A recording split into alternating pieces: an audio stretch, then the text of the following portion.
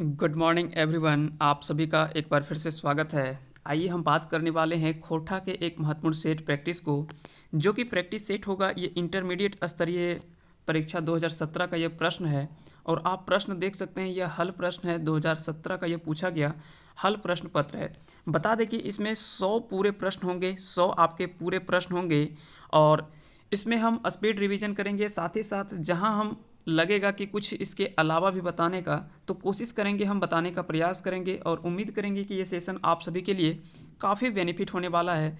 तो अंत तक आप बने रहें और 100 प्रश्नों को एक बार पूरा देखें, ताकि आपको आने वाले एग्जाम्स में इसका पैटर्न पता चल पाए कि खोटा में हमें किस तरह के प्रश्न जो है वो पूछे जा सकते हैं।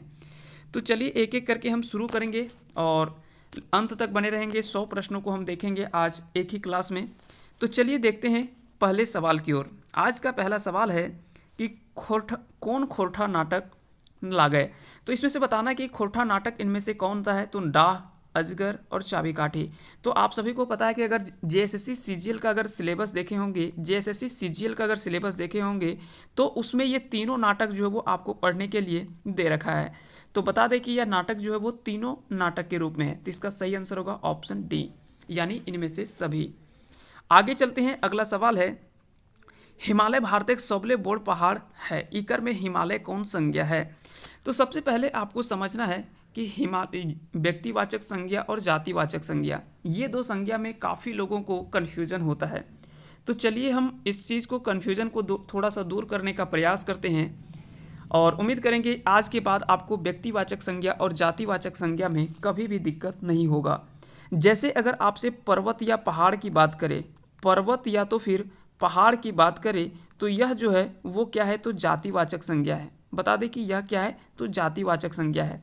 लेकिन अगर व्यक्तिवाचक संज्ञा की अगर बात करें, व्यक्तिवाचक संज्ञा की बात करें, तो यहाँ पे क्या होगा कि किसी पहाड़ को मान लेते हैं, जैसे पारसनाथ, पारसनाथ मान लेते हैं कि माउंट एवरेस्ट, एवरेस्ट हो गया। एवरेस्ट के अलावा आप कोई भी लेते हैं, कंचनजंगा, कंचनजंगा, कंचनजंगा हो गया, इनाई मुड़ी हो गया, कोई भी है, दोदा बेटा हो गया, जो भी आप पहाड़ लेना चाहे, केटू ले सकते हैं, काराकोरम ले सकते हैं। ठीक है, इस तरह के जो भी पहाड़ जो आते हैं, तो ये व्यक्तिगत पहाड़ की बात कर रहे हैं या पर्वत की बात कर रहे हैं, तो ये व्यक्तिवाचक संज्ञा में आएगा। लेकिन अगर पर्वत या तो फिर पहाड़ का बात करते हैं, तो यहाँ पे एक जाति का बोध होता है। पर्वत में कई सारे पर्वत है, पहाड़ में कई कई सारे पहाड़ आते हैं, है ना। तो ये सभी, ये क्या है कि ये जातिवाचक संज्ञा है। जबकि व्यक्तिवाचक संज्ञा की अगर बात करें, तो पारसनाथ, एवरेस्ट, कंचनजंगा, केटू, ठीक है, जितने भी ये सारे पर्वत पहाड़ आते हैं, ये सभी व्यक्तिवाचक संज्ञा में आएगा। क्योंकि यहाँ पे हम व्यक्तिगत उस पहाड़ की बात करें, उस पर्वत की बात करें, जबकि पर्वत पहाड़ एक यहाँ पे जाति का बोध हो रहा है। उसी तरह से अगर हम अगला एग्जाम्पल के रूप में देखें, जैसे हम अगर बात करें नदी, तो नदी क्या है, यह एक जातिवाचक संज्ञा है। लेकिन नदी में फिर अगर बात करें गंगा, यमुना, गंगा, यमुना, दामोदर, दामोदर, स्वर्णरेखा, स्वर्णरेखा, तो ये सभी क्या है, ये सभी जो वो व्यक्तिवाचक संज्ञा के अंतर्गत आएगा, क्योंकि ये व्यक्तिगत नदी की बात कर रहे हैं। जबकि नदी क्या है, तो नदी अगर बात करें तो यह जातिवाचक संज्ञा के अंतर्गत आएगा। क्योंकि नदी जो है वो कई नदियों की एक जाति का कह सकते हैं। इस जाति में कई सारी नदियां हैं, लेकिन अगर पार्टिकुलर कोई नदी की बात करें, तो वह जो है वो व्यक्तिवाचक संज्ञा के अंतर्गत आता है। उसी तरह से कई सारे एग्जाम्पल्स आप ले सकते हैं। जैसे देश, या तो की बात करें, अगर देश की बात करें, तो देश जो होगा वह जातिवाचक संज्ञा के अंतर्गत आएगा। लेकिन किसी देश का अगर कहीं पार्टिकुलर किसी देश का नाम अगर आपसे दे दिया जाए, तो वह व्यक्तिवाचक संज्ञा के अंतर्गत आएगा।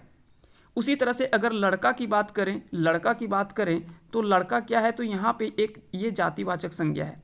अगर बात करें लड़की, तो लड़की क्या है, यह जातिवाचक संज्ञा है। लेकिन लड़का में अगर बात करें, रमेश, महेश, रमेश, महेश, सुरेश, इस तरह का कोई भी जो भी नाम हो, ठीक है, ये सारे नाम क्या है, ये सारे नाम जो है वो व्यक्तिवाचक संज्ञा के अंतर्गत आएंगे। लेकिन लड़का क्या है, एक जातिवाचक संज्ञा है।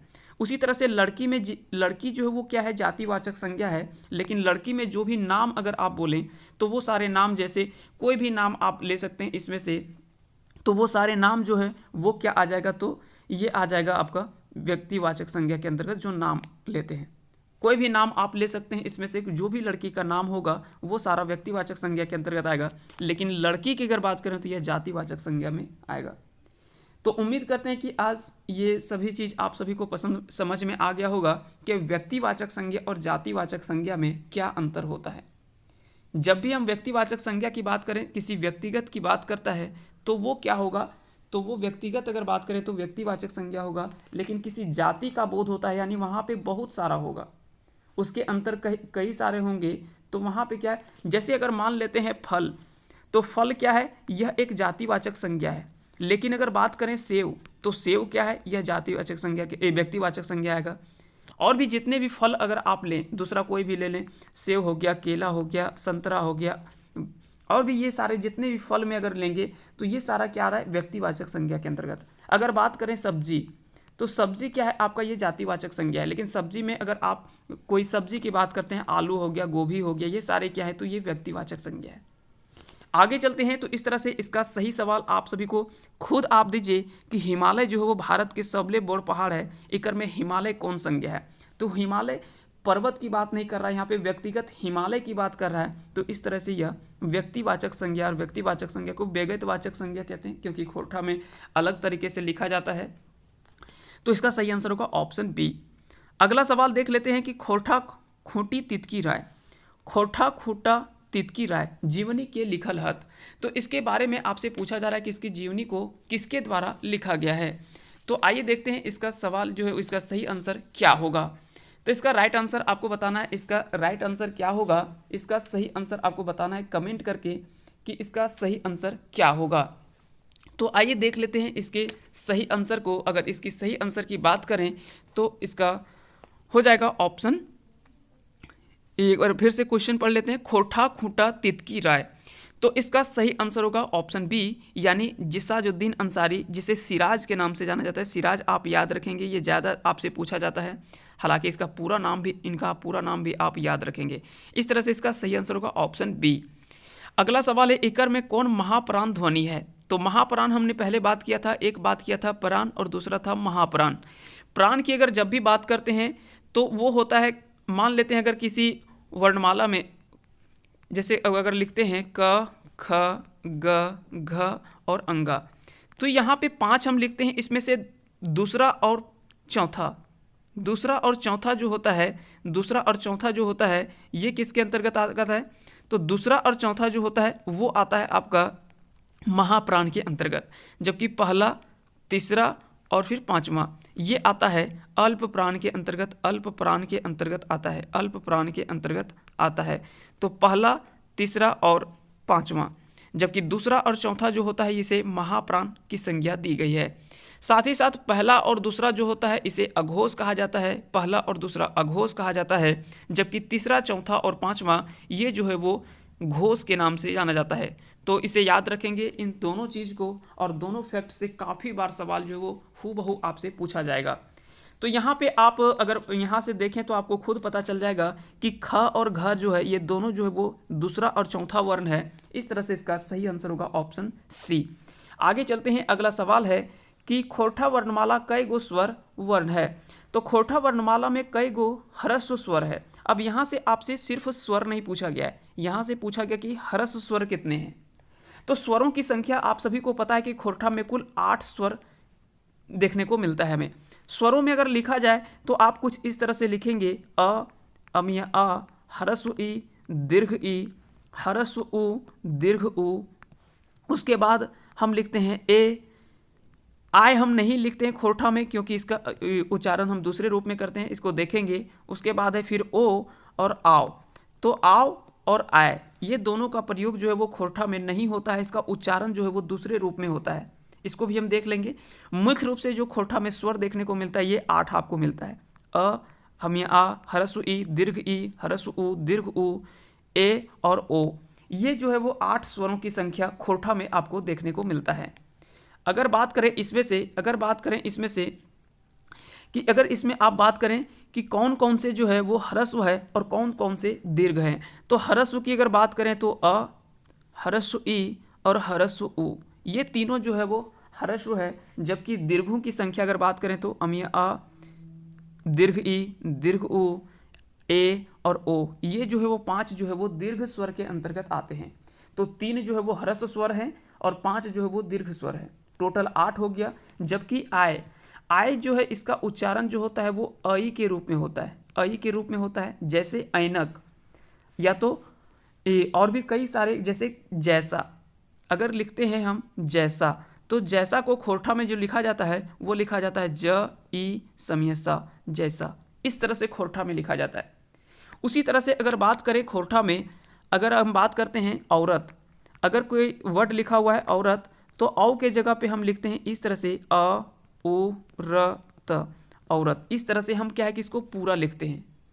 ठीक है, तो इस चीज़ को आप याद रखेंगे, कभी भी खोरठा में इस तरह के शब्दों को आप अक्सर पूछा जाता है, तो इस तरह से इसका सही आंसर क्या हो जाएगा, तो ऑप्शन डी हो जाएगा, यानी ह्रस्व स्वरों की संख्या 3 होती है। आगे देख लेते हैं, अगला सवाल है, जाव जिंदगी शब्द कौन समास के प्रयोग करल गेल है।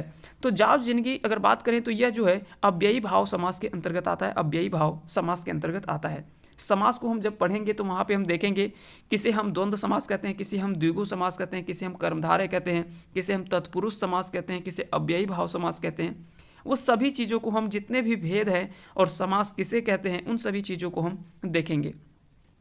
और जल्द ही इसका अपलोड जो है वो हमारे चैनल पे खोरठा ग्रामर का पूरा क्लास जो है वो अपलोड करने वाले हैं। और वहाँ पे जब एक आप क्लास देख लेंगे किसी पार्टिकुलर टॉपिक को लेकर, अगर मान लेते हैं समास का, जब आप एक बार यह क्लास देख लेंगे तो समास से सवाल जो है वो अगला आने वाले कोई भी एग्ज़ाम है उससे सवाल नहीं छूटेगा, ये मेरा गारंटी है। लेकिन अभी थोड़ा सा उस पर काम चल रहा है, जल्द ही उसके काम कंप्लीट हो जाएगा, उसके बाद हम इस चीज़ का क्लास जो है वो जल्द ही लेकर आने वाले हैं। चलिए तो आगे सवाल देख लेते हैं। अगला सवाल है, श्रीनिवास पानोरी जन्म झारखंडे कौन जिलाएं भेल रहें। तो पूछा गया कि श्रीनिवास पानोरी जी का जन्म अगर बात करें तो झारखंड के किस जिला में हुआ है। तो इसका सही आंसर है ऑप्शन सी, यानी धनबाद जिले में। धनबाद जिले में ही श्रीनिवास पानोरी जी का जन्म हुआ है। अगर ईस्वी आपसे पूछा जाए तो 1920, आप ये सिर्फ ईस्वी याद रखेंगे, बाकी का डेट अगर नहीं भी याद रहता है तो कोई दिक्कत नहीं है, लेकिन कम से कम ईस्वी जरूर आप याद रखें। अगला सवाल है कि हार जोतवा और ओकर सहिया कौन किताबें कहानी है। तो हार जोतवा और ओकर सहिया, यह जो है वो खोरठा लोक साहित्य का यह जो है वो कहानी है। तो याद रखेंगे, इसका सही आंसर होगा ऑप्शन ए। खोरठा ज्ञान के कैसे लिखल जा है। तो अगर हम किसी खोरठा में अगर ज्ञान को हम लिखते हैं तो आप सभी को पता है कि इस ज्ञा का प्रयोग नहीं होता है खोरठा में, क्योंकि आपको पता है कि ग के जगह पे या तो गे शब्द होता है, गी शब्द होता है, इस तरह से शब्द का प्रयोग किया जाता है। तो इसे हम ज्ञान लिख सकते हैं, ज्ञान लिख सकते हैं, जबकि इस ज्ञा का प्रयोग नहीं होता है। आइए थोड़ा सा समझते हैं कि खोरठा भाषा हम जब लिखते हैं तो किस किस वर्ण का प्रयोग जो है उपयोग उसका नहीं करते हैं। तो सबसे पहले आप याद रखेंगे, का खा गा घा तो ये प्रयोग होता है, लेकिन अंगा का प्रयोग नहीं होता है। चा छा जा झा इया का प्रयोग होता है, ठीक है। फिर उसके बाद मूर्धन्य न का प्रयोग नहीं होता है, इसके जगह पे आपको न का प्रयोग किया जाता है। तो याद रखेंगे, इसका प्रयोग जो है ऊपर वाला जो है इसका प्रयोग नहीं किया जाता है, इसके नीचे वाले न का प्रयोग होता है।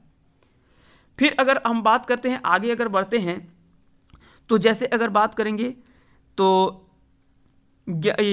फिर उसके बाद हम देख लेते हैं स, ताली विषय स, और उसके बाद हम बात करते हैं ये स।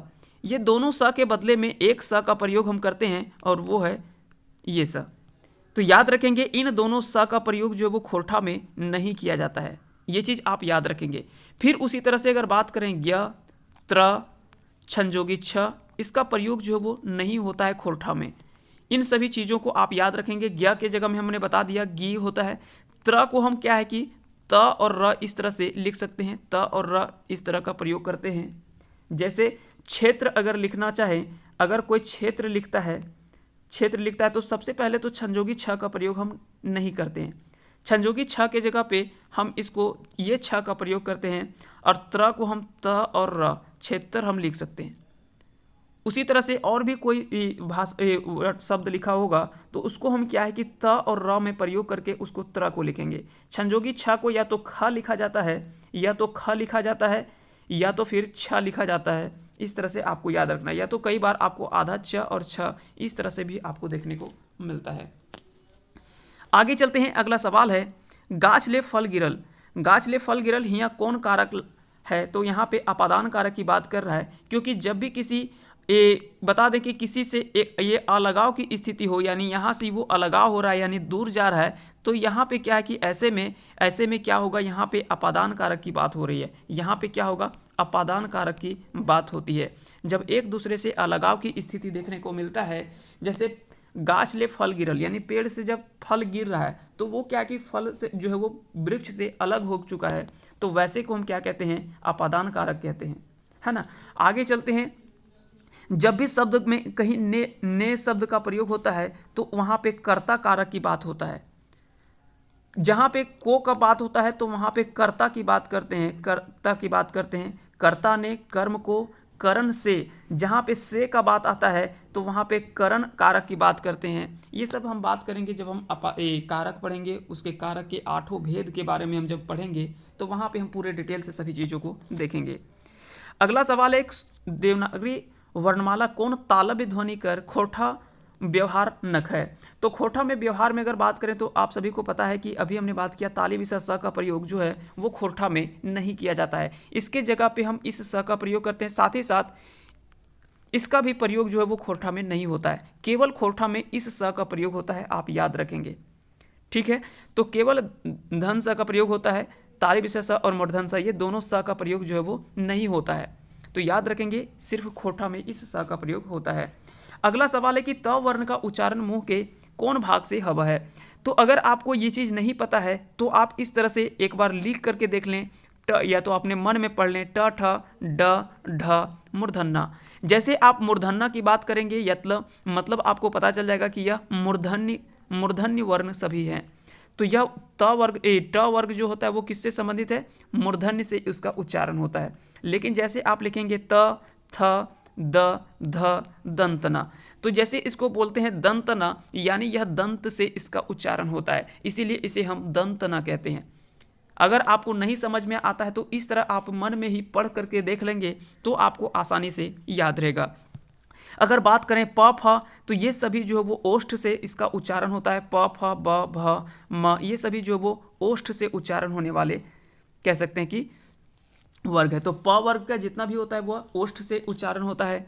कंठ से अगर बात करें तो क ख ग घ ये सभी जो होता है वो कंठ से उच्चारण होता है। ट ठ ड ढ जो है वो मूर्धन्य से होता है। ट थ द ध जो होता है वो दंत से होता है। आगे चलते हैं, तो इस तरह से इसका सही आंसर क्या हो जाएगा, तो दांत से इसका उच्चारण यानी दंत से इसका उच्चारण होता है। अगला सवाल है, कौन कौन मूर्धन्य ध्वनिक प्रयोग खोरठा नाय करल जा है। तो खोरठा में आप सभी को पता है कि इस स और मूर्धन्य न ये दोनों का प्रयोग जो है वो खोरठा में नहीं किया जाता है, बाकी सभी का प्रयोग होता है। ट ठ ड ढ यह आपको पता है कि मूर्धन्य ध्वनि है। ट ठ ड ढ इसी का कह सकते हैं कि अलग रूप है। और प फ ब भ ये ओष्ठ से संबंधित है, ये ओष्ठ से उच्चारण होता है इसका। अगला सवाल देख लेते हैं, गीतांजलि कौन भाषा मूल रचना लागत। तो आपको पूछा जा रहा है कि गीतांजलि जो मूल रचना किया गया है, तो मूल रचना आपसे सबसे पहले तो ये सवाल आता है कि गीतांजलि का जो मूल रचना वो किसके द्वारा किया गया है। तो रविंद्रनाथ टैगोर जी के द्वारा इसे लिखा गया है। रविंद्रनाथ टैगोर जी के द्वारा इसे लिखा गया है। और आप सभी को पता है कि रविंद्रनाथ टैगोर ने जब इसको लिखा था तो वह जो है वो बंगला भाषा में इसको मूल रूप से लिखा गया था। तो इस तरह से इसका सही आंसर होगा ऑप्शन बी, यानी बंगला में जो है वो लिखा गया था, बंगला में लिखा गया था। साथ ही साथ आपको याद रखना है कि रविंद्रनाथ टैगोर को 1911 में जो है वो नोबेल प्राइज़ की संज्ञा दिया गया था। आपको बताना है कि वह पुस्तक कौन सा है जिसके लिए नोबेल प्राइज़ इनको मिला था। चलिए देखते हैं कितने लोगों को पता है कि इनको जो है वो नोबेल पुरस्कार किस पुस्तक के लिए और किस चीज़ के लिखने के लिए इन्हें जो है वो पुरस्कार मिला था। तो आप सभी को कमेंट करके बताना है कि इसका सही आंसर क्या होगा। अगला सवाल देख लेते हैं, डाह नाटक कैसन नाटक है। तो डाह नाटक आपको बताना है कि यह कैसा नाटक है। तो यह एक सामाजिक नाटक है, यह समाज के बारे में और समाज के कह सकते हैं कि मुख्य रूप से जो दर्शाया गया है इसमें समाज के बारे में इसमें दिखाया गया है और बताया गया है। तो इसका सही आंसर होगा ऑप्शन ए, यानी समाज। अगला सवाल है, इकर में कौन खोरठा साहित्यकर मध्यकाल के साहित्यकार है। तो यहाँ पे पूछा जा रहा है कि इसमें से कौन खोरठा साहित्य के मध्यकाल के साहित्यकार है। तो मध्यकाल के अगर आपसे साहित्यकार पूछा गया है तो इसका सही आंसर होगा ऑप्शन सी, यानी भुवनेश्वर दत्त शर्मा। वहीं अगर बात करें दलेल सिंह, पद्मदास, ये सभी क्या है कि यह प्राचीन काल के या तो कह सकते हैं कि आदि काल के ये जो हैं वो साहित्यकार हैं। जबकि नए में अगर बात करें जितना भी, चाहे वो ए.के. झा हो, बी.एन. ओदार हो, ये सभी डॉक्टर विनोद कुमार हैं, ये सभी जितने भी हैं ये सभी जो है वो आधुनिक काल के साहित्यकार माने जाते हैं। आगे देख लेते हैं, अगला सवाल है कि कह मूल धातु से कौन कौन परतें जोड़ के भूतकाल और भविष्यत काल बनावल या बनता है। तो यहाँ पे आपसे पूछा जाएगा कि कह एक शब्द है, मूल धातु से कौन कौन परतें जोड़ करके भूतकाल और भविष्यत काल के लिए हम शब्द बना सकते हैं। तो सबसे पहले अगर बात करें कह में अगर लई जोड़ दें तो कहलय, कहलय यानी वो बोला, तो बोला कब बोला हमको नहीं पता, पहले बोल करके निकल गया। और कहतलय या तो कहता है, तो कहते यानी अभी बोला नहीं है, आगे वो बोलने वाला है, तो वो भविष्य काल की बात कर रहे हैं हम कि कहता है, अब क्या पता वो बोलेगा या नहीं बोलेगा। और कहला यानी वो बोल दिया। तो यहाँ पे ये शब्द जो है वो दोनों शब्द अगर प्रत्यय को जोड़ देंगे तो भूतकाल और भविष्यत काल के बारे में हमको पता चल जा रहा है। आगे देख लेते हैं, अगला सवाल है क्वेश्चन नंबर 18 कि खोठाएं बहुवचन बनावे ले कैसन शब्द जोड़ल जा है। तो आप सभी को पता है कि अइन और वइन शब्द को अगर जोड़ देंगे तो वह शब्द जो है वो बहुवचन के रूप में देखने को मिलता है। जैसे लड़का, लड़का अगर बात करें तो यह एक वचन है, लेकिन लड़कवन, लड़कवन या तो लड़कियन यहाँ बोल सकते हैं। तो वइन शब्द या अइन शब्द को अगर जोड़ देते हैं तो ये शब्द क्या होता है, बहुवचन के अंतर्गत आ जाता है। आगे आते हैं, अगला सवाल है जेकर में अलगाव कर भावना या भाव मालूम चल है ओकरा कहल जा है। तो आप सभी को पहले हम बात कर दिए कि इसका जो होता है वो अपादान कारक के अंतर्गत आता है। अगला सवाल है कि च वर्ण का उच्चारण, च वर्ग का उच्चारण मुंह के कौन भाग से होता है। तो आपको इसका सही आंसर बताना है। तो इसका राइट आंसर होगा ऑप्शन बी यानी तालु से। सबसे पहले हमने बात किया था, एक एक करके हम सभी चीज़ों को देख लेते हैं, एक बार फिर से रिपीट कर देते हैं। अगर क वर्ग की बात करें तो क वर्ग जो होता है वो कंठ से उच्चारण होता है। च वर्ग की अगर बात करें तो यह जो होता है वो तालु से होता है, तालु से होता है। ट वर्ग की बात करें तो ट ठ ड ढ दंत न यानी दंत से इसका उच्चारण होता है। त थ की अगर बात करें तो त थ द ध मूर्धन्य से होता है, तो इसका जो होगा वो मूर्धन्य होगा। जबकि प फ की अगर बात करें तो यह जो इसका उच्चारण ओष्ठ से होता है यानी ओठ से होता है। तो इस तरह से आपको सभी वर्गों को ध्यान में रखना है। इसके अलावे कुछ कुछ वर्ण आपको इसमें बीच बीच में मिलता है देखने को, तो वो सब चीज़ आप, लेकिन कम से कम इस चीज़ को आपको पाँचों याद जरूर रखना है। उम्मीद करते हैं कि आज का ये पूरे आपको समझ में आ जाएगा, और जब आप पूरे 100 प्रश्नों को यहाँ से देख करके जाएंगे तब आपको डेफिनेटली यहाँ से कई सारी चीज़ें क्लियर एक साथ हो जाएगा। आगे चलते हैं, अगला सवाल देख लेते हैं। अगला सवाल की ओर आते हैं तो इसका सबसे पहले आंसर क्या हो जाएगा, तालु हो जाएगा। जकर जनी या पत्नी मोर गेल है तकरा कहल जा है। तो यहाँ पे थोड़ा सा हो सकता है कि आप कंफ्यूज कर सकते हैं, क्योंकि यहाँ पे हो सकता है कई लोगों ने इसका आंसर विदुर किया होगा, लेकिन इसका सही आंसर अगर खोरठा की दृष्टि से देखा जाए तो इसका आंसर जो होगा वो ऑप्शन सी होगा यानी रंडुआ। यहाँ पे क्या होता है कि जिसकी पत्नी मर जाती है उसे रंडुआ कहा जाता है, जबकि आप सभी को पता है कि जिनके पति मर जाते हैं उसे राण, ये अगर की बात करें तो खोरठा की भाषा में इसे कहा जाता है राण कहा जाता है, जबकि रंडुआ जो है वो जिनके पत्नी मर जाते हैं उसे कहा जाता है। लेकिन अगर बात करें हिंदी में तो हिंदी में क्या है कि विधवा और विधुर आपने पढ़ा होगा। हिंदी में जिसके पति मर जाते हैं उसे विधवा कहा जाता है, जबकि जिनकी पत्नी मर जाती है उसे विधुर कहा जाता है। तो ये आपने पढ़ा होगा बेशक ही, लेकिन ये हिंदी के दृष्टिकोण से ये सही है। लेकिन खोरठा, हम लोग यहाँ पे खोरठा की बात कर रहे हैं तो हमको सोचना भी होगा खोरठा के आधार पे। तो इस तरह से इसका सही आंसर जो होगा वो होगा ऑप्शन सी। अगला सवाल है कि तितकी पत्रिका कर पहिल संपादक के हलत। तो तितकी पत्रिका के पहले संपादक कौन थे। तो आपको याद होगा दसौंधी राज, इसके बारे में हमने पिछले सेट में हमने बात किया था दसौंधी जी के द्वारा, जिसका नाम पूरा है विश्वनाथ दसौंधी, और इनका उपनाम जो है वो राज है। तो कई बार पूछा गया कि राज उपनाम से कौन जाने जाते हैं। तो आपको पता होगा जैसे झारपात, ए.के. झा जी को झारपात की संज्ञा दी गई है। इस तरह से कई सारे उपनाम भी कई बार आपसे पूछा जाता है। तो इसका सही आंसर होगा ऑप्शन सी विश्वनाथ दसौंधी राज। अगला सवाल है उल्टा अर्थ एक सही शब्द के मिलान करा। तो सबसे पहले है यहाँ पे फेड़। तो फेड़ जो पेड़ होता है उसका फेड़ का नीचे का भाग होता है, जबकि इसका आगा अगर बात करें तो आगे का भाग होता है। गुमन मुहा यानी जो कम बोलता है, और फदराहा जो बहुत कुछ बोलता है। हुमायल होता है यानी जो बदमाशी करता है, और सल्तनत कह सकते हैं कि ये होता है जो शांत रहता है, जबकि हुलमायल होता है जो थोड़ा मतलब कह सकते हैं ना कुछ बदमाशी करते रहता है। छिरियाल यानी कह सकते हैं कि बिखरा हुआ, और सतल यानी हो गया एक जगह स्थिर से यानी सही तरीके से सेट किया हुआ या सजाया हुआ रखा हुआ, जबकि छिरियाल क्या है कि कोई चीज़ आपको इधर उधर फेंका हुआ है। तो इस तरह से आप मिला करके देखेंगे तो पहला का 3, दूसरा का हो जाएगा 4, तो इस तरह से इसका सही आंसर होगा ऑप्शन बी। आगे देख लेते हैं, अगला सवाल है संज्ञा और सर्वनामिक विशेषता बतावे के शब्द के कहल जाए। तो संज्ञा और सर्वनाम की जो विशेषता बताते हैं उसे हम क्या कहते हैं, तो उसे हम विशेषण कहते हैं। जैसे अगर बात करें राम, राम जो है, ये अगर बात करें किसी शब्द के बारे में, राम जो है, तो यहाँ पे क्या है कि राम शब्द का प्रयोग हुआ है, तो ये क्या है कि संज्ञा शब्द है। या तो अगर बात करते हैं ऊ या तो वो, तो यहाँ पे क्या है कि ऊ का प्रयोग जो कर रहे हैं वो सर्वनाम के रूप में कर रहे हैं, यानी संज्ञा के बदले में किसी नाम के बदले में अगर प्रयोग करते हैं तो उसे सर्वनाम कहा जाता है।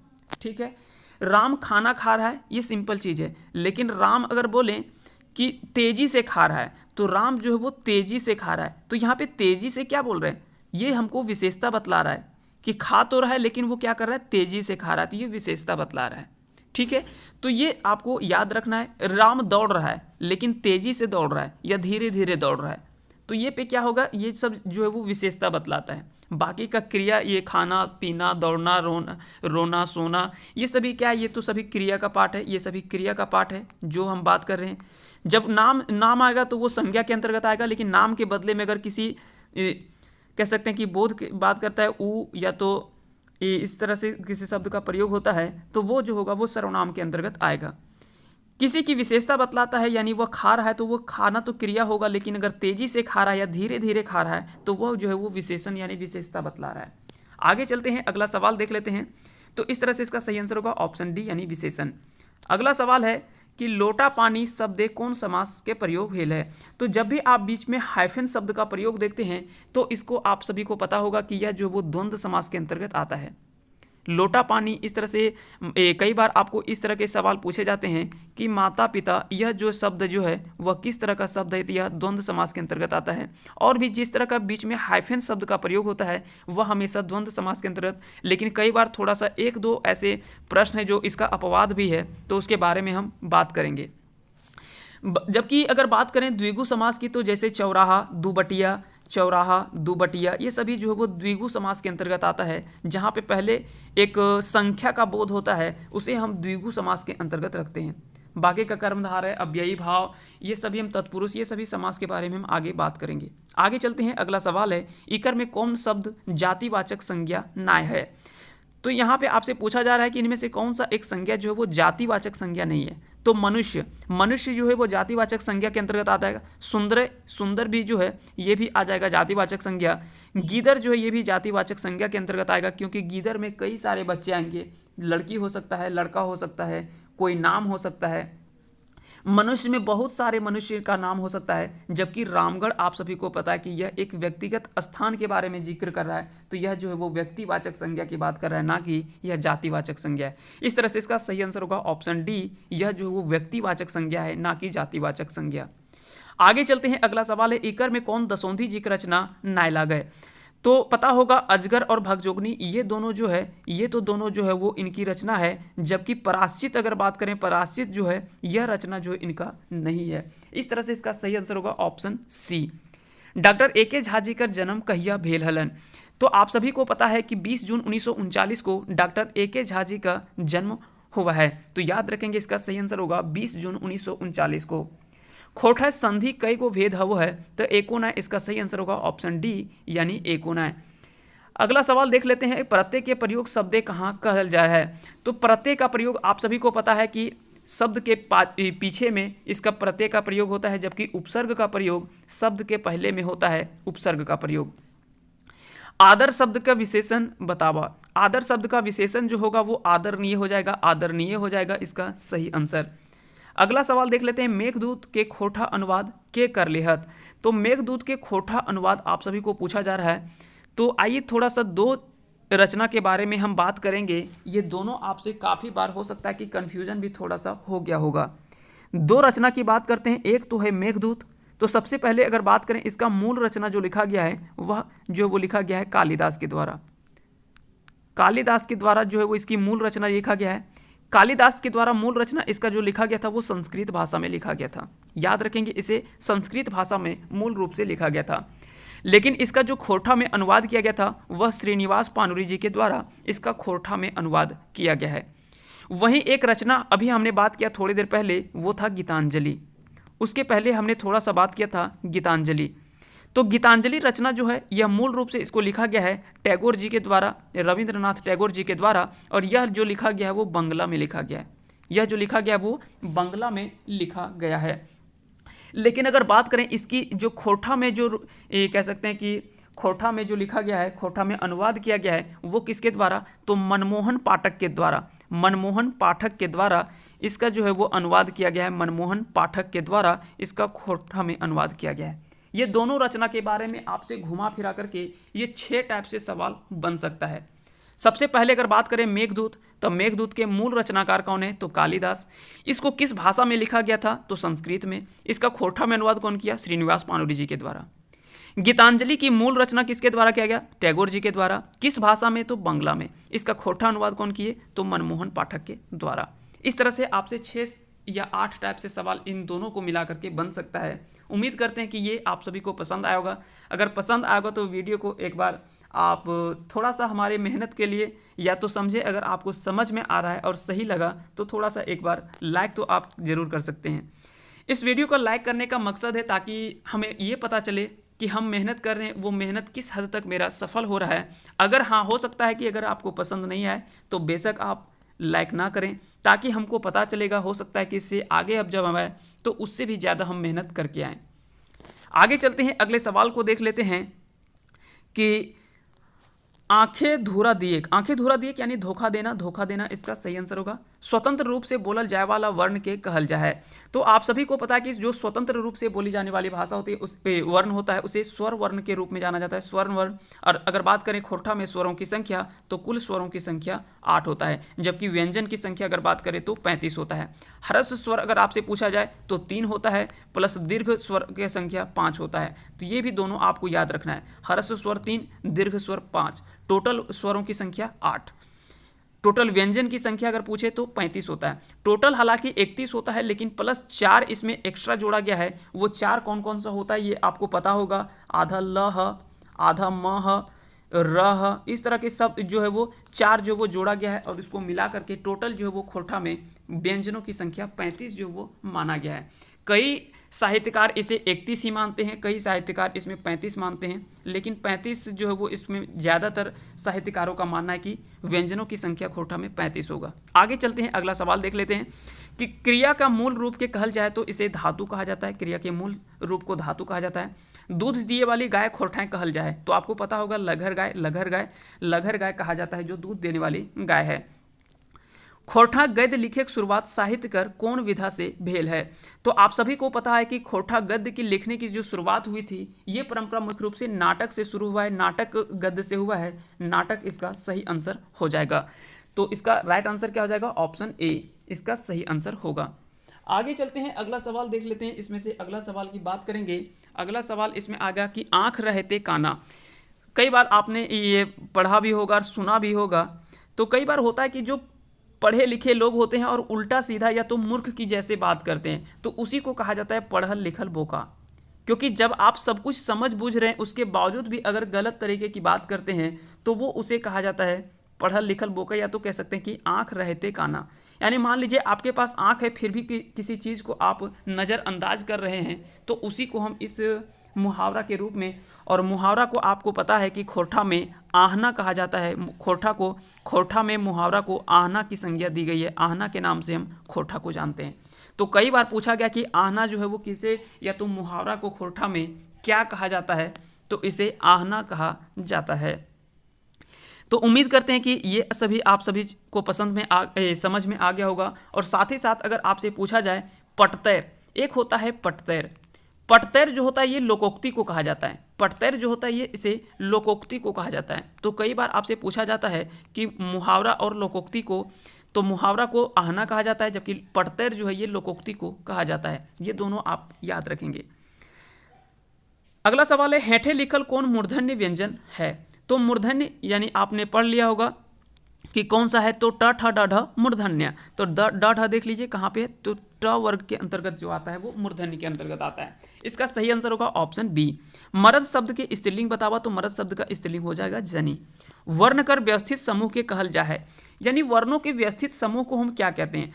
तो मान लेते हैं अगर हम बोले कि अगर हम कोई भी शब्द लिखते हैं, मान लेते हैं अगर पुस्तक लिख रहे हैं, पुस्तक या पुस्तक लिख रहे हैं, तो यहाँ पे प वर्ण हुआ उपयोग, स का उपयोग हुआ है, त का उपयोग हुआ है, क, ये सभी वर्ण का हुआ है। लेकिन इसको एक व्यवस्थित तरीके से अगर हम लिख दिए तो ये एक क्या बन गया, एक शब्द बन गया। ये एक क्या बन गया, शब्द बन गया।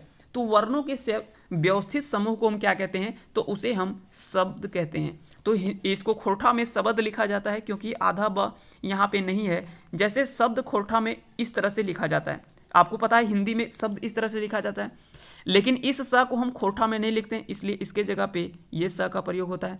आधा ब को हम क्या है कि खोरठा में ज़्यादातर हम पूरा अनुवाद करते हैं, इसीलिए इसे शब्द खोरठा में अनुवाद कह सकते हैं, इसको चेंज करके लिखा जाता है। तो इस तरह से इसका सही आंसर क्या हो जाएगा, ऑप्शन बी, यानी वर्णों के व्यवस्थित समूह को शब्द कहा जाता है। मेघदूत मूल रूप से कौन भाषा रचना लागे। आपने फिर से देखा होगा कि मेघदूत फिर से पूछा गया है, तो मेघदूत जो है वो मुख्य रूप से किस भाषा का शब्द है, तो इसका सही आंसर होगा ऑप्शन सी, यानी संस्कृत में। मेघदूत की रचना जो है वो कालिदास के द्वारा किया गया था। और याद रखेंगे इसका मुख्य खोरठा में अनुवाद जो किया गया था वो श्रीनिवास पानोरी जी के द्वारा खोरठा में अनुवाद किया गया था। अगला सवाल है, नचनी काकी कहानी संग्रह केकर प्रमुख रचना है। तो नचनी काकी यह जो लिखा गया है मूल रूप से वो किसके द्वारा लिखा गया, तो प्रहलाद चंद्र दास के द्वारा लिखा गया है। खोरठा व्यंजन वर्ण कर संख्या कितना है। तो खोरठा के व्यंजनों की संख्या 35, अभी हमने बात किया 31 + 4, ये सभी के बारे में बता दिए, तो इसका टोटल संख्या हो जाएगा 35। एकर में कौन खोरठा पत्रिका ला गए। तो खोरठा में पत्रिका की अगर बात करें तो यहाँ पे आपसे पूछा जा रहा है इनमें कौन खोरठा पत्रिका है, तो लुवाठी, तितकी और परासफूल, ये सभी जो वो इसमें से खोरठा पत्रिका के अंतर्गत आता है। आपको इस तरह से उसके बाद नीचे जो है वो एक गद्यांश लिखा गया है, हालांकि ये काफ़ी अच्छा गद्यांश भी लिखा गया है, और ये बताया गया है कि किताब ज्ञानेक समुद्र है, क्योंकि आप सभी को पता है कि पुस्तक एक ज्ञान का भंडार है, समुद्र है, जिसमें कई सारी जानकारियां होता है, बहुत चीज़, और जकर में डूब के मानुष जिनगिन सही मानेक मोती काढ़े पारे। जब आप किताब में या पुस्तक में डूब जाते हैं एक बार, तो बहुत कुछ अपने जीवन में सीख करके और कुछ अच्छा हमेशा सीखने का प्रयास करते हैं। किताब लाइट खूंटाव हके उ सगर खिन आलो इंजोर छींटत रहे। क्योंकि आप सभी को पता है कि एक पुस्तक जब आप पढ़ते हैं तो वो हमेशा एक उजाला की ओर, एक नई जीवन और एक सही राह की ओर हमेशा ले जाता है। इसलिए हमारे जीवन में पुस्तक का पढ़ना, पुस्तकों से हमें बहुत कुछ सीखने को मिलता है। तो याद रखेंगे, इस गद्यांश से नीचे कुछ प्रश्न बनाया गया है, और इस यहाँ से आपको सारा चीज़ का आंसर देते जाना है। यहाँ पे पूछा गया कि ज्ञानिक में मूल शब्द ला गए ज्ञान, तो एक प्रत्यय की ला गए। तो यहाँ पे आपको बताना है, तो इसका सही आंसर क्या होगा, तो इसका राइट आंसर होगा ऑप्शन डी, यानी संबंध कारक चिन्ह लगे। एक जो है वो क्या है, संबंध कारक चिन्ह है। सही आपका डहर कौन देखवे है, तो किताब जो है वो सही डहर दिखावत, तो इसका सही आंसर होगा ऑप्शन बी। पतियारी और संगी में कैसन नाता होता है। तो यहाँ पे पतियारी और संगी तो जो है ये विशेषण है, जबकि पतियारी जो है वो विशेष्य है। तो विशेषण की जो विशेषता बताए उसे विशेषण विशेष्य कहा जाता है। इस तरह से इसका सही आंसर होगा ऑप्शन डी। आगे देख लेते हैं, कहियो शब्द एक हिंदी अर्थ हव है। तो कहियो यानी कभी भी होता है, कहियो भी जा सकोयो, यानी कभी भी जा सकते हैं, है ना। कहियो भी पढ़ सकोयो, कभी भी पढ़ सकते हैं। तो इस तरह से कभी भी इसका सही अर्थ होता है हिंदी में। दामी बे उपसर्ग मिला करके, अगर दामी शब्द है उसमें बे अगर उपसर्ग को जोड़ देंगे तो वो बेदामी हो जाएगा। तो हिंचे हेठे देल कौन गुला बे उपसर्ग द के बनल है। तो नीचे लिखा गया कि जिस तरह से दामी में अगर बे उपसर्ग को जोड़ देंगे तो वो बेदामी हो जाता है, तो उसी तरह से नीचे 4 ऑप्शन है, इसमें से आपको बताना है कि कौन सा बे उपसर्ग मिला करके ये शब्द भी बना है। तो बेलुराहा, इसका सही आंसर होगा ऑप्शन डी, क्योंकि लुराहा यानी जिसको सब चीज़ आता है करने धरने के लिए, लेकिन बेलुराहा यानी बेढंगा जिसको बोलते हैं ना, जिसको कुछ भी करने के लिए नहीं आता है, उसको बेलुराहा कहा जाता है। तो इस तरह से इसका सही आंसर होगा ऑप्शन डी। परिया प्रयाग के हिंदी में कहल जा है, तो पीढ़ी दर पीढ़ी को हम प्रयाग कहा जाता है। तो ये सभी खोटा शब्द है, थोड़ा सा याद रखना पड़ेगा और इन सभी चीज़ों को ध्यान में रखना पड़ेगा। किताब के कैसन संगी कहल गेले तो पतियारी संगी कहा गया है, पतियारी संगी कहा गया है, जो हमें हमेशा एक सही राह पे दिखाता है और सही चीज, सही मार्गदर्शन और हमारे जीवन में हमेशा उजाला लाने का प्रयास करता है। ज्ञानिक समुद्र की लागत, तो ज्ञान के समुद्र की अगर बात करें तो यह जो वो किताब को बोला गया है, क्योंकि पुस्तक जो है वो ज्ञान का भंडार है। यहाँ से हमेशा हम जो है वो ज्ञान की बात करते हैं और सीखने को मिलता है। आलो इंजोर के छींटत रहे, तो आलो इंजोर के छींटत रहे, तो इसका सही आंसर होगा ऑप्शन ए यानी किताब। किताब जो है वो आलो इंजोर यानी हमेशा इंजोर यानी हमारे जीवन में उजाला जो है वो छींटत यानी कह सकते हैं कि देते रहता है। इस तरह से इसका सही आंसर होगा ऑप्शन ए। किताब कैसन भंडार हकै, तो आठेल अनैत ज्ञानिक, आठेल अनैत, अनैत ज्ञानिक यानी अनंत, अनंत यानी हो जाएगा अनंत।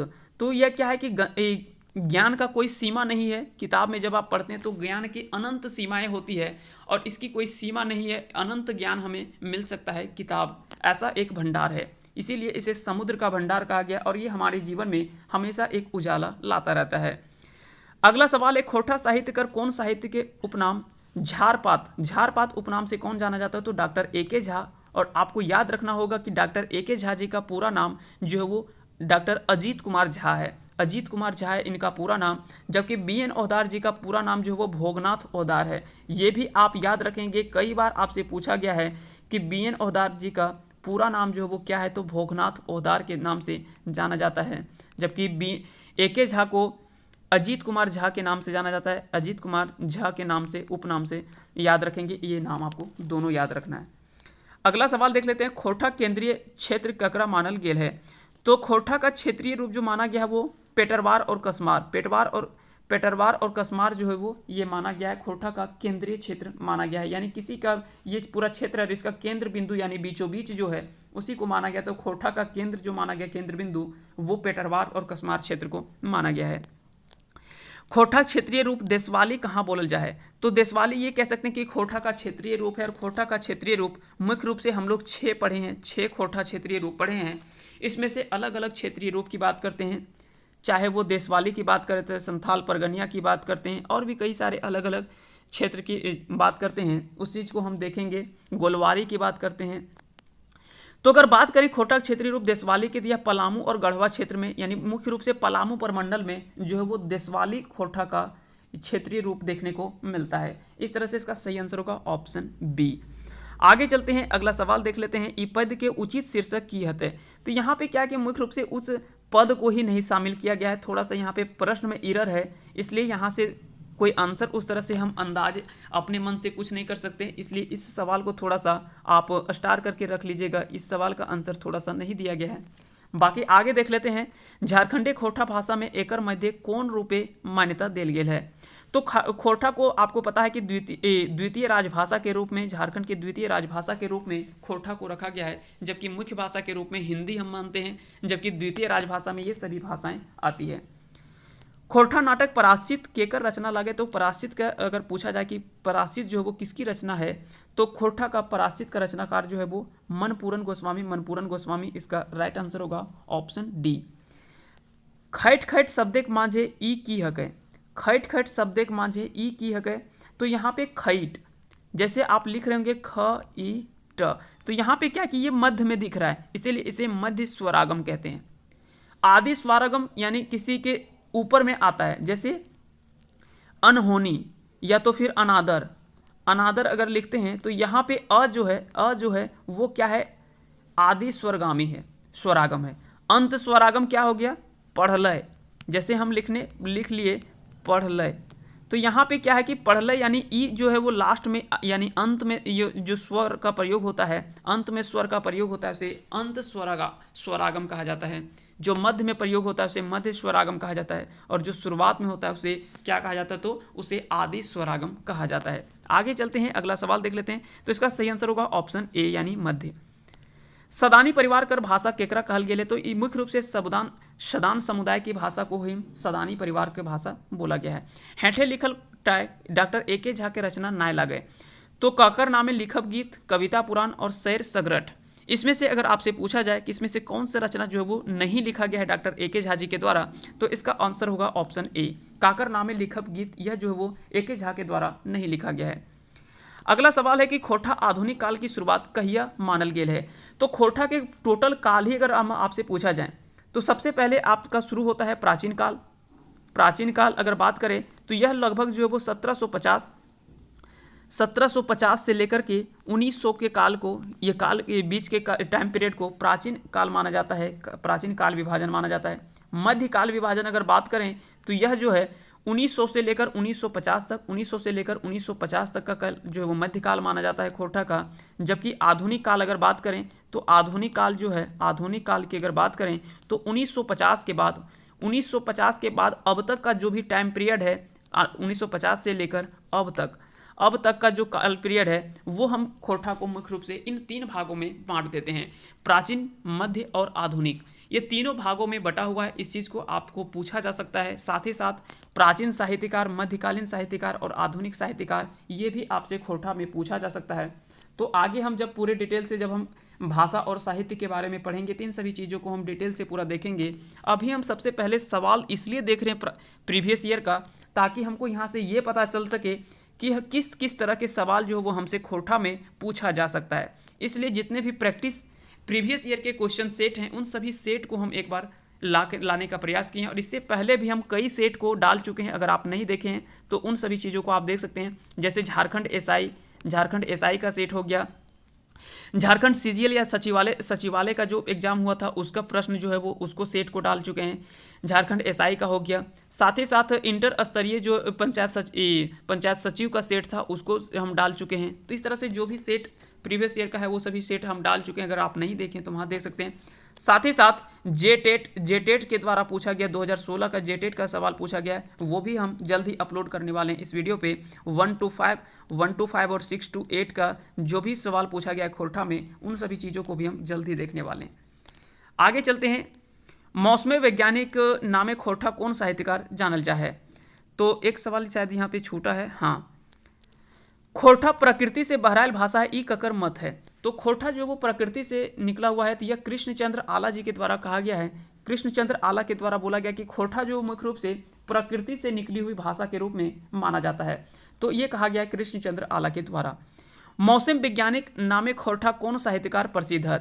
तो आपको पता है डॉक्टर ए.के. झा जी को मौसम वैज्ञानिक के नाम से भी जाना जाता है, क्योंकि इनको मौसम संबंधी काफ़ी ज़्यादा जानकारी है, इसलिए इसे मौसम वैज्ञानिक के नाम से भी जाना जाता है। अगला सवाल है कि खोटा महाकाव्य शिव सागर केकर प्रमुख रचना है। तो राजा दलेल सिंह की यह रचना है, राजा दलेल सिंह की रचना है। और राजा दलेल सिंह जो है ये आदि कवि माने जाते हैं, या आदि काल के साहित्यकार के रूप में माने जाने वाले साहित्यकार हैं।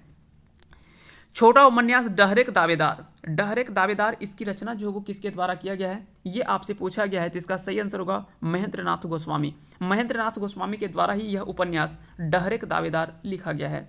खोटा उपन्यास पारसनाथ केकर रचना है। तो इम्तियाज गदर ये भी खोटा के काफ़ी अच्छे साहित्यकार हैं, इनके द्वारा यह लिखा गया है खोटा उपन्यास पारसनाथ बता दें कि यह झारखंड की सबसे ऊंची चोटी है और इसकी ऊंचाई 1365 मीटर है, जो कि झारखंड की सबसे ऊंची चोटी माना जाता है। आप सभी को याद है, और यह झारखंड के गिरिडीह जिले में स्थित है। तो कई बार इस तरह के सवाल पूछा जाता है। और झारखंड की दूसरी सबसे ऊंची चोटी सरवत पहाड़ी को कहा जाता है। याद रखेंगे, सरवत पहाड़ी को झारखंड की दूसरी सबसे ऊंची चोटी माना जाता है। ये भी आपको याद रखना है।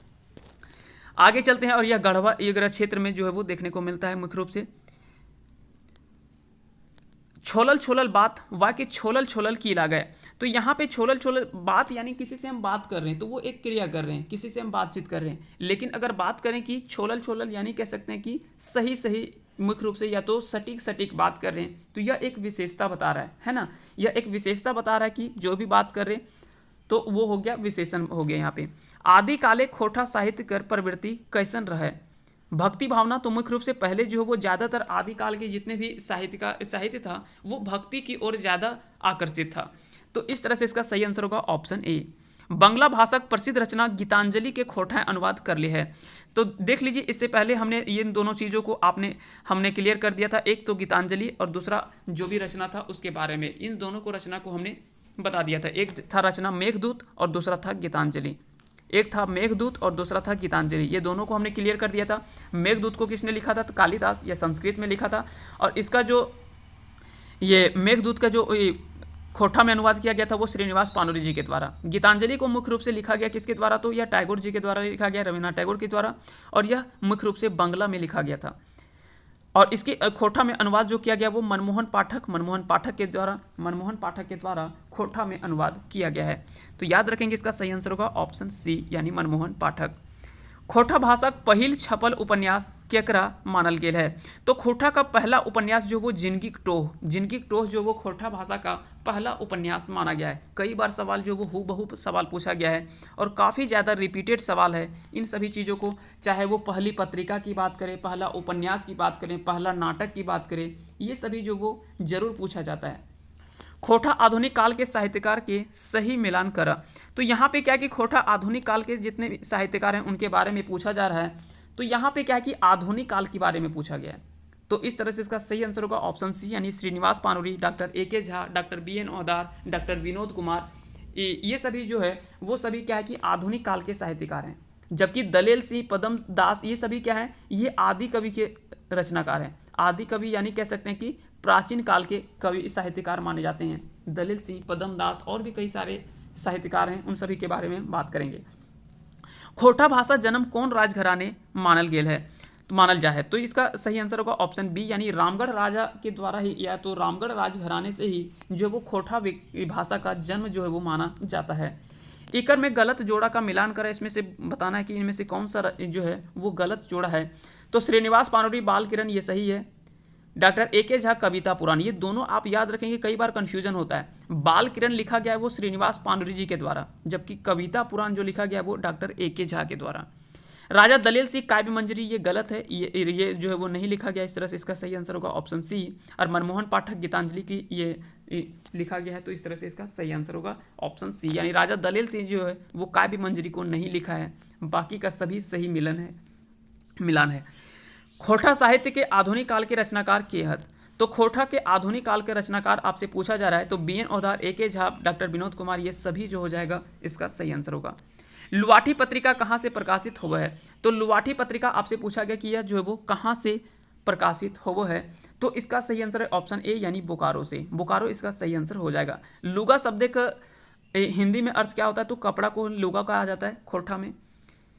आज न तो काल हमर बात माने हो तो गोड़े कांटा मुँहे धैर्य टाने हो, तो ये काफ़ी अच्छा एक कह सकते हैं कि यह कथन कहा गया है, और यह कथन जो है वो किसके द्वारा कहा गया, तो श्रीनिवास पानुरी जी के द्वारा बोला गया है कि आज न तो काल हमर बात माने हो तो गोड़े कांटा मुँहे धैर्य टाने हो, तो ये काफ़ी, और इसका जब आप मीनिंग पूरे डिटेल से जाएंगे तो इसका मीनिंग जो है वो काफ़ी अच्छा मीनिंग निकलता है। तो इस तरह से याद रखेंगे, यह कथन जो वो काफ़ी चर्चित कथन माना जाता है, यह श्रीनिवास पानुरी जी का कथन है। ज्ञान सुधाकर कौन काल के प्रमुख रचना लागे, ज्ञान सुधाकर, तो आप सभी को पता है कि ज्ञान सुधाकर जो है यह आदि काल यानी प्राचीन काल के साहित्यकार माने जाते हैं, या प्रमुख रचना। तो ज्ञान सुधाकर कौन काल के प्रमुख रचना लागे, तो इसका सही आंसर होगा ऑप्शन बी यानी आदिकाल का रचना माना जाता है। खोटा साहित्य के आदिकाल मानल गेल है, तो आदिकाल इससे पहले अभी हम थोड़े पहले बात किए थे, आदिकाल, मध्यकाल और आधुनिक काल। तो आदिकाल को हमने देखा था 1750 से लेकर 1900 तक, 1900 से 1950 तक हमने देखा था मध्यकाल, और 1950 के बाद जो भी अब तक का टाइम पीरियड है उसे हम आधुनिक काल के रूप में, क्योंकि खोटा आज भी बहुत कुछ विकसित करना बाकी है। ऐसा नहीं कि खोटा में सब कुछ विकसित हो चुका है। अगर बात करें खोटा में, तो बहुत कुछ आज भी विकास होना बाकी है, और धीरे धीरे इस क्षेत्र में काफ़ी तेज़ी से इसमें विकास हो रहा है, ये भी हम देख पा रहे हैं। तो इसलिए अभी कह सकते हैं कि अभी इसका आधुनिक काल ही माना गया है, और बहुत कुछ इसमें विकास होना बाकी है खोटा भाषा में। तो इस तरह से इसका सही आंसर क्या हो जाएगा, option A is the right answer. 1750 से लेकर 1900 जो है वो आदिकाल माना जाता है। एकर में कोटा सदान पारिवारिक भाषा ना लगे, तो सदानी पारिवारिक भाषा ना लगे, तो आपको पता है कि खोटा, नागपुरी और कुरमाली ये तो तीनों है, लेकिन हो जो है ये सदानी पारिवारिक भाषा ना लगे। इस तरह से इसका सही आंसर होगा ऑप्शन बी। सही जोड़ा के मिलान करा, सही जोड़ा आपको मिलाना है, तो दसौंधी राज के द्वारा तेतरी, अजगर, तितकी होना चाहिए, भगजोगनी, डॉक्टर ए.के. झा सैर सगरट, खोटा लोक कथा, मेका मेकिना मेटमाट, श्रीनिवास पानुरी मेघदूत, चाभी काठी और राम कथामृत। इस तरह से सही जो है ये सब सारा आंसर हो जाएगा सही, क्योंकि जो जितने भी कथन है ये सभी जो है वो मिलान सही है। इस तरह से इसका सही आंसर होगा ऑप्शन डी। क्योंकि दसौंधी राज के द्वारा तितकी, अजगर, भगजोगनी ये सभी लिखा गया है। Doctor A K. झा के द्वारा सैर सगरट, खोटा लोक कथा, मेका मेकिना, मेट माट, जबकि श्रीनिवास पानर जी के द्वारा मेघदूत का खोटा में अनुवाद किया गया। चाबी काठी यह कह सकते हैं कि नाटक के रूप में माना जाता है, और राम कथामृत ये सभी जो है वो श्रीनिवास पानर जी के द्वारा लिखा गया है। आगे चलते हैं, अगला सवाल है खोटा क्षेत्रीय रूप सिखरिया कौन क्षेत्र में पावल जा है। अभी हमने थोड़ी देर पहले बात किए थे सिखरिया की अगर बात करें तो यह मुख्य रूप से किस क्षेत्र में देखने को मिलता है, तो इसका सही आंसर क्या हो जाएगा, इसका सही आंसर होगा ऑप्शन डी यानी बोकारो। बोकारो क्षेत्र में जो है यह सिखरिया जो वो एक क्षेत्रीय भाषा है खोटा का, और खोटा में मुख्य रूप से 6 क्षेत्रीय भाषा देखने को मिलता है। सिखरिया हो गया, गोलवारी हो गया, सिखरिया हो गया, गोलवारी हो गया, इस तरह से कई सारे अलग अलग गोलवारी हो गया, उसके बाद संथाल परगनिया हो गया, अलग अलग क्षेत्रीय भाषाओं के आधार पर। एक होता है पार नदिया होता है, एक होता है पार नदिया जो कि दामोदर के उस ओर उत्तर की ओर के जो भाषाएं हैं उसे पार नदिया के नाम से जाना जाता है। तो ये सभी चीज़ों को अभी हम देखेंगे आगे जब हम पूरे डिटेल से इस चीज़ को, और साथ ही साथ इसका एक वीडियो हम अपलोड कर चुके हैं, अगर आप नहीं देखे हैं तो उसको देख सकते हैं। हमारे चैनल के डिस्क्रिप्शन में जा करके आप इन सभी चीज़ों को देख सकते हैं। अगला सवाल है यात्रा वृत्तांत खरगा पहाड़े खोजायर केकर रचना है। तो इसका सही आंसर क्या हो जाएगा, इसका सही आंसर होगा ऑप्शन सी यानी शिवनाथ परमाणिक के द्वारा। छोलल बात की हक है, तो छोलल बात अगर बात करें तो यह एक मुहावरा है, तो इस तरह से इसका सही आंसर होगा ऑप्शन बी। और मुहावरा को खोटा में आहना कहा जाता है, इसलिए सही आंसर होगा इसका बी। बखेड़ा में बखेड़ा, लिंग बखेड़ा, यह क्या है कि एक निबंध है जो कि बी.एन. औदार जी के द्वारा लिखा गया है। यह खोटा निबंध पुस्तक में, खोटा निबंध में यह जो है वो कह सकते हैं कि उसी के भाग है एक खोटा, बखेड़ा में बखेड़ा, लिंग बखेड़ा, क्योंकि आप सभी को पता है कि लिंगानुपात को लेकर के कई सारे अलग अलग जगह में देखने को मिलता है, इसी से लेकर संबंधित इन सभी चीज़ों के बारे में चर्चा किया गया है। कालक्रम कर हिसाब सही जोड़ा कर मिलान करा, तो यहाँ पे कालक्रम के अनुसार से अगर बात करें तो यहाँ पे जो सही मिलान है वो होगा ऑप्शन ए दलेल सिंह, रुद्र सिंह और पदम दास, इसका जो है वो सही कालक्रम के हिसाब से सही है। अगला सवाल है खोटा शिष्य साहित्य परंपरा शुरुआत 1951 में मानल हत, ई केकर मत है। तो बता दें कि शिष्ट साहित्य की रचना यह कृष्णचंद्र आला के द्वारा माना गया है कि खोटा शिष्य साहित्य परंपरा की शुरुआत जो है वो मुख्य रूप से 1951 के बाद माना गया है। इस तरह से ये जो मानना है वह कृष्णचंद्र आला जी का मानना है। अगला सवाल है हेठे लिखल खोटा लोकगीत के पढ़ कर सही उत्तर दें। झारखंडे माटी तरे मानिक मोती हीरा फरे, तावो हियाक लोक पेटेक जाले मोरे, खैट खैट दिन रात ककर नखे पेटे भात, ककर नखे गाते लूगा ककर कांपे जाड़े गात, ककर मोह ले बहराए एखन छोलल बात।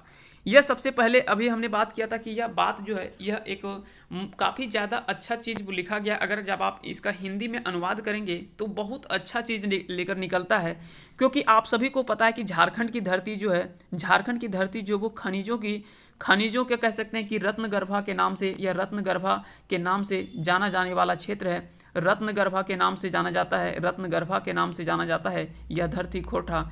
लेकिन उसके बावजूद भी यहाँ के लोग आज भी क्या है, आज भी यहाँ के लाए पेटेक जलाए मोरे, यानी पेट में कह सकते हैं कि अच्छे से भोजन नहीं मिलता है। खैट खैट दिन रात ककर नखे पेटे भात, तो यानी दिन रात वो आज भी काम कर रहे हैं, और आज भी यहाँ पे गरीबी अगर कह सकते हैं कि गरीबी रेखा अगर देखा जाए तो आज भी यहाँ के लोगों का काफ़ी ज़्यादा नीचे है, कह सकते हैं कि इतना ज़्यादा गरीबी आज भी यहाँ पे है कि कहना नहीं है। ककर नखे गाते लूगा ककर कांपे जाड़े गात, ककर मुँह से बहराए एखन क्या है छोलल बात। तो ये काफ़ी अच्छा चीज़ बोला गया है, क्योंकि ये कह सकते हैं कि एक कटु व्यंग्य किया गया है आज के इस जितने भी, चाहे वो झारखंड की सरकार हो या तो जो भी यहाँ के विधि व्यवस्था करने वाले हैं उन लोगों के ऊपर, क्योंकि आज हमारे पास सब कुछ होने के बावजूद आज यहाँ के लोग अगर ऐसे हैं और इस स्थिति में रह रहे हैं, ना ही यहाँ पे बहुत अच्छे से कह सकते हैं कि आपका पढ़ाई लिखाई को लेकर बहुत अच्छा चीज़ है, या तो और भी क्षेत्र के हिसाब से किसी तरह के, चाहे वो रोजगार का मामला हो, चाहे वो पढ़ाई लिखाई का मामला हो, या तो और भी कई मामले में यह जो है वो आज भी राज्य पीछे है। एकर में कौन खोटा साहित्यकार आधुनिक रचनाकार लागे, तो यहाँ से पूछा जा रहा है कि पदम दास, हाड़ी राम, चामू कुमार, डॉक्टर ए.के. झा। तो इसमें आधुनिक रचनाकार पूछा जा रहा है, तो इसका इस तरह से सही आंसर होगा option D, doctor A K. Jha. हार जोतवा और ओकर सहिया कौन किताब एक कहानी लगे। तो हार जोतवा और ओकर कहानी सहिया, यह किताब जो है वो खोरठा लोक साहित्य में कहानी है। खोरठा भाषा कौन लिपि लिखल जाए, तो आप सभी को पता है कि देवनागरी लिपि में, जैसे आप पढ़ रहे हैं तो यह क्या है, एक देवनागरी लिपि है। जैसे हिंदी को भी देवनागरी लिपि में लिखा जाता है। पेटे गाते पढ़े कौन कारके विभक्ति लागे। तो पेटे गाते या जो है वो किस विभक्ति की बात किया जा रहा है, तो ये होगा अधिकरण कारक के रूप में आता है। एकर में कौन 18वीं सदी की रचना लागे। इसमें से आपसे पूछा जा रहा है इनमें से कौन सा रचना जो है वो 18वीं सदी का रचना माना जाता है। गोविंद लीलामृत, बाल किरण या ततेरी। तो इसका सही आंसर है ऑप्शन ए, गोविंद लीलामृत यह जो वो 18वीं सदी का रचना माना जाता है। और इस तरह से इसे आदिकाल की रचना मान सकते हैं, क्योंकि 1750 से लेकर 1900 तक के टाइम पीरियड को हम क्या मानते हैं, आदिकाल या तो फिर कह सकते हैं कि प्राचीन काल मानते हैं। तो इस तरह से यह रचना भी जो इसके बीच में ही 18वीं सदी आएगा, तो इस तरह से इसको हम क्या मान सकते हैं, आदिकाल की रचना मान सकते हैं, है ना। आगे चलते हैं। खोरठा कई गो क्षेत्रीय रूप मानल गया है, तो 6 रूप माना गया है। गोलवारी हो गया, संथाल परगनिया हो गया, पार नदिया हो गया, सिखरिया हो गया। इन सभी चीज़ों को हम आगे बात करेंगे। कहानी संग्रह खटरस के संग्रहकर्ता के हत। तो खोरठा कहानी खटरस के संग्रहकर्ता कौन है, तो इसका सही आंसर क्या हो जाएगा, ऑप्शन बी, यानी जनार्दन गोस्वामी जी के द्वारा। अगला सवाल है और इसका आंसर आप कमेंट करके देंगे। देखते कितने लोगों को इसका आंसर पता है, क्योंकि ये दोनों सवाल का जिक्र हम कर चुके हैं इस सेट में। और इसका आंसर आपको कमेंट करके बताना है कि इसका राइट आंसर क्या होगा। एकर में कौन श्रीनिवास पानुरी जी कर प्रमुख रचना है। बाल किरण, उद्वासल कर्ण, दुइयो या तो फिर कोई नहीं। तो आपको बताना है कि इसमें से कौन सी रचना जो है वो श्रीनिवास पानुरी जी का है। एक यानी ए, बी, ए और बी दोनों, या तो फिर इनमें से कोई नहीं। इसका आंसर आप कमेंट करके बताएंगे इसका सही आंसर क्या होगा। उम्मीद करते हैं कि यह वीडियो सेशन आप सभी को पसंद आया होगा। अगर पसंद आया होगा तो इस वीडियो को लाइक करें, साथ ही साथ ज़्यादा से ज़्यादा अपने दोस्तों को शेयर करें, ताकि और अपने साथियों को इससे फ़ायदा हो सके। और उम्मीद करते हैं कि आज का ये सेशन आप सभी को समझ में आया होगा। अगर पसंद आया होगा तो इस वीडियो को लाइक करें। आप सभी को बहुत बहुत धन्यवाद अंत तक बने रहने के लिए। जय हिंद, जय भारत, जय झारखंड।